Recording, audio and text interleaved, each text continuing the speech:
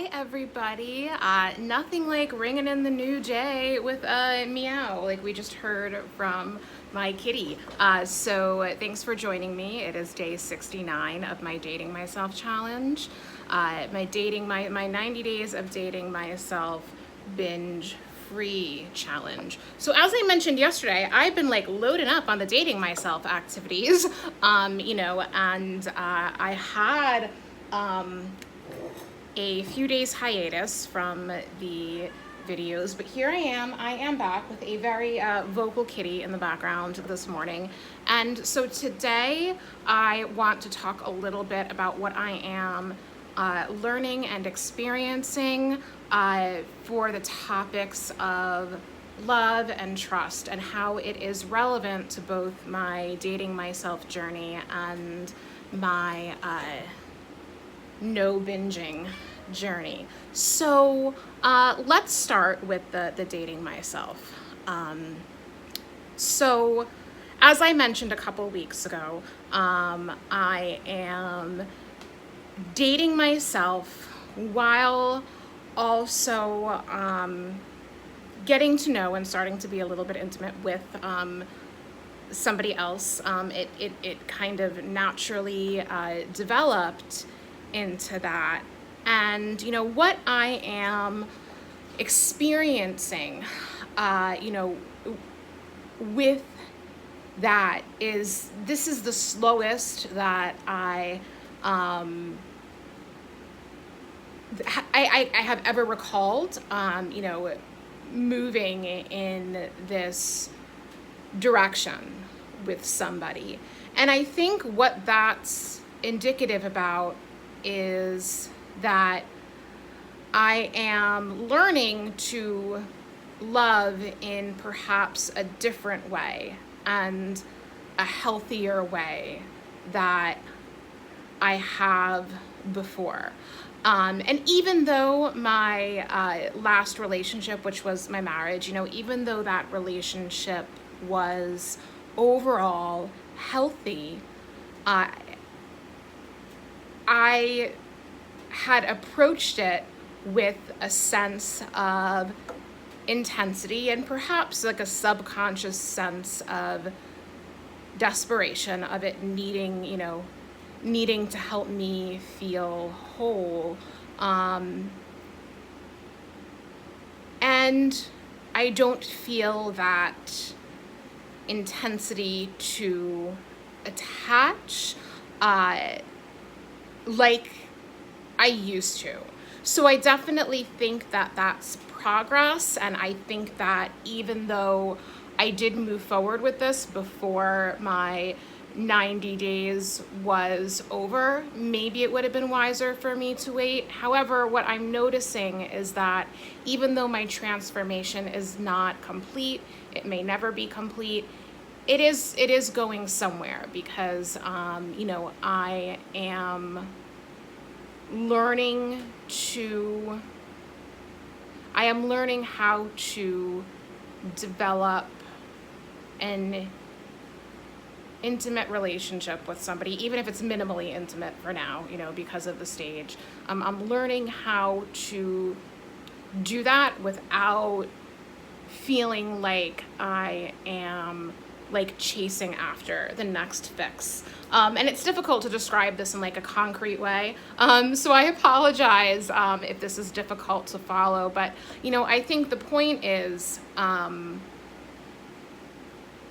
don't feel like I'm doing this because I can't be alone. Because I'm really like enjoying the time that I have with myself, and I'm like, well, if time with myself is the alternative to anything, I'm feeling like I know how to manage that, and that I can actually be excited about it because of this dating myself journey.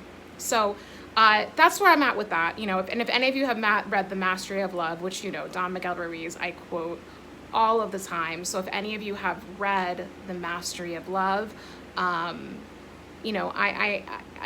approaching love towards myself and love towards others kind of in that direction, which is a more selfless kind of love, and loving loving yourself in the way that's best for you, loving others in the way that's best for them. And if what's best for both of you is moving forward with intimacy, then great, and if not, that's okay to look at as well. So, and let's talk about trust a little bit too. So the trust actually is more relevant in this specific example to the binging behavior. So as I said in my model, catch, defend, act, trust, right? There's 4 steps to that. Catching the urge, observing it. It doesn't go right by you. You're like, oh, I got you. Defend is defending the warrior in my brain, the prefrontal cortex, defending that part of my brain, against the parasitic part that tries to overcome it with the urge. And that I've been faltering at a little bit. And, as I've been talking about, I think part of that is because something happens in my body when I feel the urge. I resist rather than riding it out, and that exhausts me, and therefore I end up giving in. So I did a visualization this morning, and what I want the defend part to look more like is calm observation. Okay, I know what this is, and isn't it great that I have all these tools to overcome it? I know what this is. Isn't it great that I have all these tools to overcome it? Gratitude, right? Instead of approaching it like, oh God, it's another urge, I hate this. I need to almost welcome the urges, because they're gonna happen. They're gonna happen whether I like them or not. And why make it a process where I have to fight? Why not just observe and ground myself in gratitude to get through it? And the reason why trust, is part of this process is because in order to get through the urge, I do have to trust that I know that there's something better for me on the other side, obviously. But I think there's a difference between trusting the outcome and trusting the process. And I need to trust the process. I need to trust that listening to a different part of my brain is going to be okay, is not going to be something I have to fight and crawl through the mud through. So that's really the energy that I am trying to cultivate today. If I get an urge, stay calm. Hey urge, you're here. But you're also outdated, and I've got this. So you can sit back now. You can relax now, because it'll feel better soon. And really just approaching it that way. And it's hard for me to approach it that way if I am attached to all sort of old beliefs that the process is going to be a struggle. I really, really need to trust that my warrior has got this. And I don't know if that trust is fully there, or how to get that there, other than just to, acknowledge it and keep trying. This is really the first time in a long time I've considered kind of where the spiritual part fits into recovery. And I'm starting to see it. I'm starting to connect the dots. I still think the majority is about science. But that trust part of it, part of that science alone can't accomplish. There needs to be kind of a more deep